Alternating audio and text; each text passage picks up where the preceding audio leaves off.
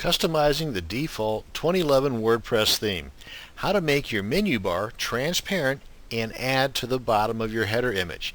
Not below your header image, but on your header image. Now this is the theme before we do any customization, and this is the theme afterwards. For me, not only is this more cosmetically appealing, but you're also gaining a little bit more real estate where it really counts. You're adding some additional space here in your content area, which is some prime virtual real estate. So let's take a look at the code we're going to use to accomplish this. Come on into our dashboard, come on down to Appearance, and go into Editor. Now you can do the same thing on your desktop by editing the style.css file and then uploading it through your FTP client and overwriting your existing style.css within your parent theme.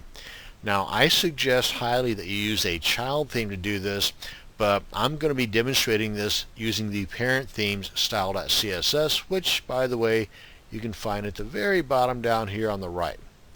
Just select that and it opens up in your editor window here. And whether you're using a child theme or the parent theme as I'm showing here, you scroll all the way down to the bottom, put your cursor in here, get a little space in there so you can hit the enter key or the return key a couple of times, and then you paste this code in there. And I've already added a comment line here to show you what this is for, and that's always a good idea as well. If you're going to be doing any type of customization to keep things organized, so a few months down the line you'll remember what this was for because it's boom, it's right there in front of you. Now a lot of times in these customization codes there's a few items within the code that you can do additional customizations. This is one of them. There's not a lot extra in here that you can do, but right here the opacity, this is at 50%. So if you wanted this not to bleed through quite as much, you wanted to reduce the opacity so that you could see less of what's behind it, then you would simply raise this number to like maybe 0.80 or 0.60 and play around with it a little bit. But the rest of the stuff here I'd pretty much leave alone. And then we simply update the file. One in here, refresh the page, and there we are.